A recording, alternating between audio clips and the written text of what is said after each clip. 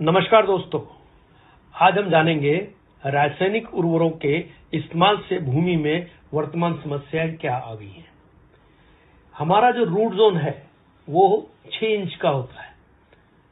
6 inch का root zone को हम बोलते हैं एक्टिव रूट जोन। अब ये एक्टिव रूट जोन के अंदर व्हाइट रूट्स का डेवलपमेंट होता है, इसके नीचे भी जाते हैं पर व्हाइट रूट्स का मैक्सिमम डेवलपमेंट 6 इंच के अंदर होता है। हम अपने जमीन में क्या क्या रासायनिक खादें यूज करते हैं, जैसे कि यूरिया, डीएपी और सुपर फॉस्फेट। ये हमने 1968 के बाद जब हमारी रासायनिक खेती शुरू हुई तो हमने डालना शुरू किया अपने खेतों के अंदर। अब अपने खेतों में अपन जब यूरिया डालते हैं तो हमको ये समझना जरूरी है कि यूरिया में क्या है। अब यूरिया के बोरे पे अगर आप देखेंगे तो उस पर लिखा है नाइट्रोजन 46%, पर नाइट्रोजन तो 46% है, बाकी बचा हुआ क्या है?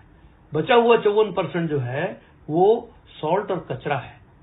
ऐसे ही डीएपी में कुछ परसेंटेज अच्छा मटेरियल है और कुछ जो है वो फिर से कचरा और सॉल्ट है। ऐसे ही सुपर फॉस्फेट में। अब ये सारी चीजें हम जब जमीन में डालते हैं तो जमीन में क्या हुआ है? जमीन में ये चीजें डालने से, कचरा डालने से जमीन हार्ड हो गई है। आज आपकी जमीन 4.5 इंच जो है वो हार्ड है, तो अपनी एक्चुअल जो खेती हो रही है वो 1.5 इंच के अंदर हो रही है। अब 1.5 इंच की खेती मतलब कितनी कम हो गई है। अभी ये ऐसा हुआ क्यों?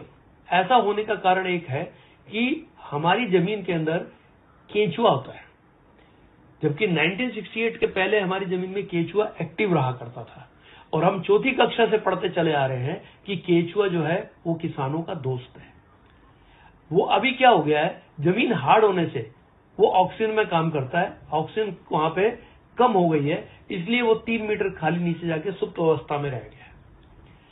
अभी केंचुआ क्या करता है, नीचे से मिट्टी खाता है अपने वेट के हिसाब से, और जाते हुए और आते हुए जमीन में 2 छेद करता है, और जब ऊपर आता है तो वो ऊपर एक वॉमिटिंग मतलब उल्टी करता है, जिसको हम बोलते हैं केंचुआ खाद, जो वर्ल्ड की अप्रतिम खाद है। और जब ये 2 छेद करता है जमीन के अंदर 1 स्क्वायर फीट के अंदर, जब ये 2 छेद करता है तो जमीन को ये मुलायम कर देता है। जमीन मुलायम होने से क्या होगा कि जमीन के अंदर जो हार्ड पना आ गया है, जिसके कारण ऑक्सीजन कम और कार्बन डाइऑक्साइड बढ़ गई है, वो प्रक्रिया उल्टी हो जाती है। पर अभी क्या हुआ है, जब ऑक्सीजन कम हो गई और कार्बन डाइऑक्साइड बढ़ गई तो जमीन में विषाणु बढ़ गए। अब विषाणुओं के बढ़ने के कारण क्या हुआ, पेस्टिसाइड डालना पड़ा, और जब आप पेस्टिसाइड डाले तो विषाणु तो मरे, साथ साथ में उसके साथ जीवाणु भी मरने शुरू हो गए, क्योंकि जीवाणुओं का मरना मतलब कि जमीन के अंदर बंजरपना होना है। ऐसे जमीन हार्ड होने से, कार्बन डाइऑक्साइड बढ़ने से भी जीवाणु मरे और इसके कारण भी जीवाणु मरे। अभी 1 ग्राम मिट्टी में 20 करोड़ के ऊपर जीवाणु हुआ करते थे 1968 के पहले, और आज ये हालत है कि 1 ग्राम मिट्टी में 1 करोड़ के नीचे चले गए हैं, कहीं कहीं तो 1 लाख के नीचे भी चले गए। और ये जीवाणु जो हैं ये 13 मिनट में मरते हैं, मतलब एक जूनी मरती है, दूसरी जूनी पैदा होती है, और ये भी मिट्टी खाते हैं, और मरने के बाद ये भी क्या बनते हैं, खाद बन जाते हैं। तो 2 प्रक्रिया, एक तो हमारा केंचुआ जो इनएक्टिव हो गया है, और दूसरा हमारे जो जीवाणु का काउंट जमीन में कम होना, मतलब कि जमीन का बंजर होना होता है। इसलिए इसको अगर और ध्यान से देखा जाए तो हमारे जमीन का कंट्रीब्यूशन केवल 3.8% होता है किसी भी पौधे या प्लांट को बढ़ाने के लिए। आप बोलेंगे कि 3.8% होता है तो इतना ज्यादा क्यों बता रहे हैं इसके बारे में? ये ऐसे है जैसे कि हमारे शरीर में एक हार्ट है बहुत छोटा, पर अगर वो कमजोर हो जाए तो मुश्किल हो जाएगी, और अगर वो बंद हो जाए तो राम राम सत्य हो जाएगा। तो ये एक्टिविटी अगर जमीन में नहीं चालू होगी तब तक हमारी जमीन की जो है उर्वर शक्ति कम होती चली जाएगी। पर 96.2% जो है वो कहां से आ रहा है, हवा, पानी और सूरज, जो कि फ्री ऑफ कॉस्ट हमको अवेलेबल है। और आपको ये जान के हैरानी होगी कि एटमॉस्फेयर में नाइट्रोजन जो है वो 78% है, 78%। अब 78% नाइट्रोजन जो हवा में अवेलेबल है, उसकी खींचने की ताकत ना होने के कारण प्लांट में, उसके कारण ये सब प्रॉब्लम खड़ी हो गई है। तो हमको ये 3.8% अगर दुरुस्त कर देते हैं तो क्या होगा कि हमारे ऑक्सीजन कंटेंट बढ़ेगा, जीवाणु का काउंट बढ़ेगा। तो जीवाणु का काउंट बढ़ने से क्या होगा, पौधे को खाद ज्यादा मिलेगी।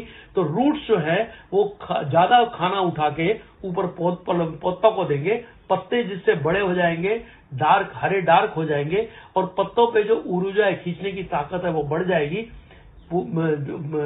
ताकत बढ़ने से क्या होगा, जब पत्तों की ताकत बढ़ जाएगी, खींचेगी, उसके खाना ज्यादा बनेगा, तो फूल ज्यादा आएंगे, तो फूल जाएंगे तो फल ज्यादा आएंगे। अभी हमारा दुर्दैव क्या है? दुर्दैव हमारा यह है कि 78% नाइट्रोजन जो फ्री ऑफ कॉस्ट हमको एटमॉस्फेयर में अवेलेबल पड़ी है, केवल हमको अपने पौधों के पत्तों का साइज बढ़ाना है, पौधे की ऊंचाई बढ़ानी है और हरा डार्क करना है, जिसके कारण वो खींचने की ताकत उनकी बढ़े।